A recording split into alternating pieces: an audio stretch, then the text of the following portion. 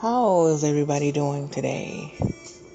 It's me, TB Wahid. And it's been quite some time since I've read Daedalus, Color and Race. The last time we read was Color, Racism, and Christianity, which was quite interesting. And now we're moving into the revolt against Western values. I hope everyone has had time to go back and listen to some of the previous episodes of Daedalus, Color, Racism, and Christianity, and Race and Color in International Relations, Color and the Afro-Asian Intellectual. Those are all interesting chapters, and I'm learning quite a lot, and I hope that you are too. Color, Racism, and Christianity took us all the way back, talked about the dichotomy and how it became so dominant. How although Christ transcends all questions of race or ethnology, it must not be forgotten that God incarnated himself in a man of the Jewish race. Talked about that, the progressive Aryanization of Christ, the Christian symbolism of color, medieval paintings, the division that it created, and the symbolisms. It's I hope that you get the chance, those of you who haven't listened to it yet, I hope that you get a chance to go back and spend some time in that chapter. So now we're moving into, what did I say? The revolt against Western values. I don't own the rights to this music. This is ambient, chill out lounge, relaxing music. Essential Relax Session 1. And I'm just enjoying it. It's just really relaxing. I like to listen to this music when I'm studying. That's what it's for. Be right back with you.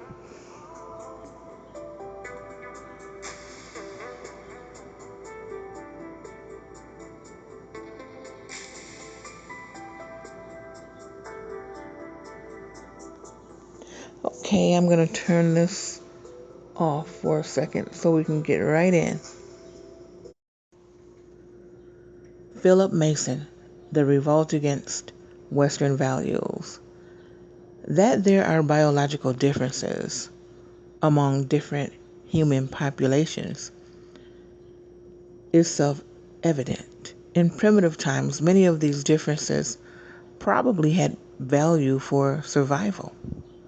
With increasing control of the environment in modern times, the differences have become considerably less relevant. Although opportunities for mental development are hardly ever equal, that is, between members of one population and those of another, the nearer they approach equality, the more likely it is that the two populations will produce, in about the same proportions, individuals over about the same range of intellectual potential. In the 19th century, cultural differences were great between those of European stock and the other populations. The form of social organization and the technical advantages of the European group enabled it to establish a dominance over the others, exemplified and symbolized in two institutions: colonialism and slavery.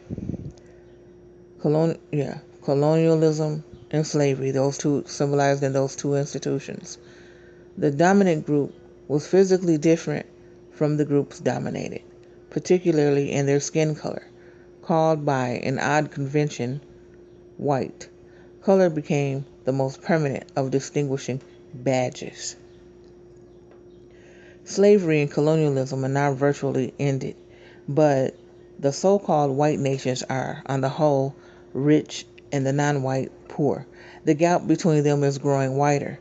Social structure is changing everywhere, while the growing speed of communications makes possible comparisons that would not have occurred to the tribesmen of 50 years ago.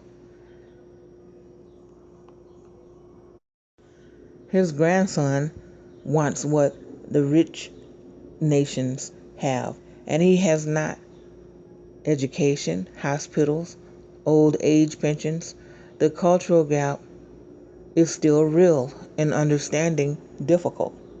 Past memories of slavery and colonialism arouse non-white resentment at the contrast between excessive wealth and poverty. All are associated with one physical difference: color. Stories of social exclusiveness, prejudice about color, arrogance, and resulting humiliation continue to reach the new nations from the old colonial countries and the United States. Strong emotions are linked with physical differences, in no way important except as a badge. These emotions are a factor in world politics. Many white people associate with non-whites poverty, inefficiency, and backwardness, while non-whites looking at the whites remember colonialism and slavery, think of riches and power and their selfish misuse. Each attributes to the other cruelty and sexual maladjustment. In the heyday of their power, the white peoples had to reconcile their own ideals of freedom and democracy with the practice of slavery and colonization. This imperial predicament presented itself to Athens in the 5th century BC as much as to France and Britain in the 19th century AD for the latter. An obvious solution was to assume that the subject peoples were not only different in culture and control of the environment, as they manifestly were, but also somehow inherently and permanently different. It was like Aristotle's justification for slavery. Some people, he thought, were slaves by nature. To affirm this had become, by the end of the 19th century, a corporate need of the community. This need fused with an individual's psychological need of much longer standing. Distrust of strangers, that is, and loyalty to the group must have had some value for survival in the earlier stages of man's development. Today, these linked attitudes of loyalty and aggression survive, sometimes in a rational form with value to society, sometimes in forms that are innocuous if juvenile, but sometimes in atavistic forms harmful to society, atavistic.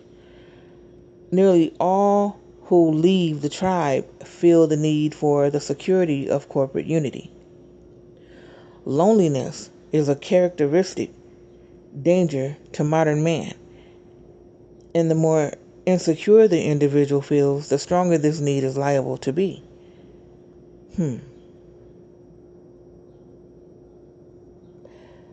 The same is true of the complementary tendency toward aggressiveness.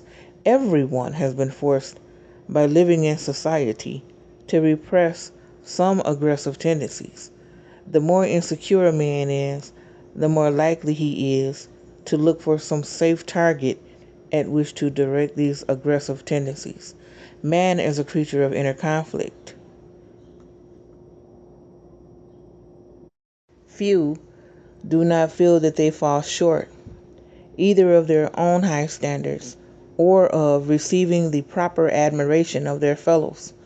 One remedy is to escape from loneliness by merging one's individuality in a tribe, a majority, a nation, and from the feeling of inadequacy by projecting onto someone else shortcomings detestable in oneself, or vices secretly envied but not practiced for fear of the consequences.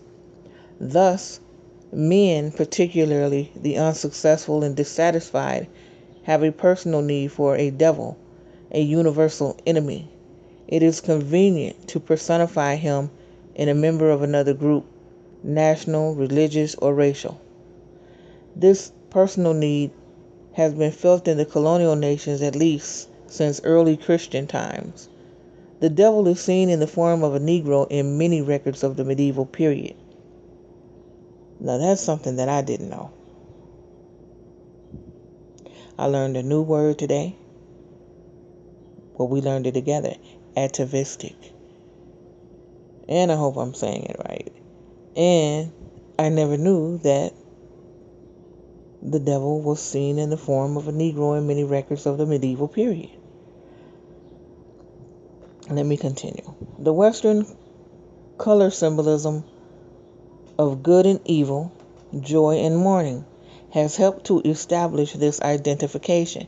By the late 19th century, the personal need could fuse with the corporate need to justify economic exploitation of non-whites. Moreover, for a brief period of misunderstanding of Darwin's theory of natural selection supported the racist dogma of an inherent inferiority. Such prejudice issued in widespread exclusion, humiliation, and exploitation by the whites. A similar phenomenon occurred more dramatically in Hitler's Germany.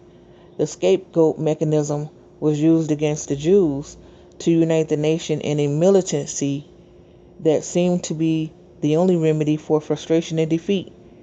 Prejudice has not, however, been universal in the colonial nations and the United States. Among educated and successful people, the personal need for a scapegoat is slight. The corporate need has often been met by a benevolent paternal liberalism that envisaged change.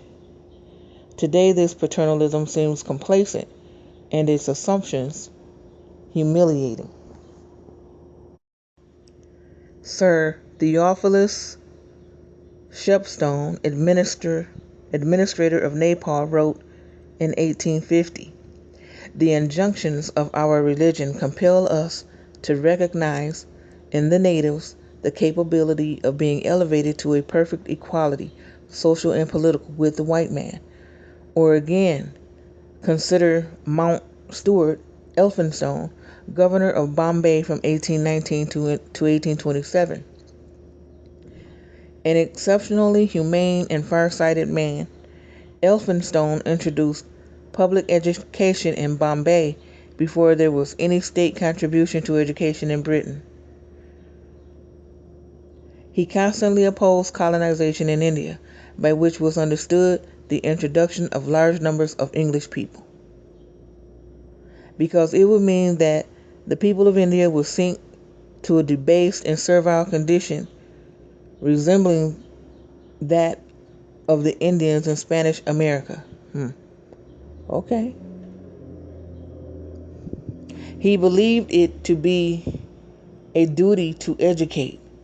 "I do not perceive," he wrote, "anything we can do to improve the morals of the people, except by improving their education."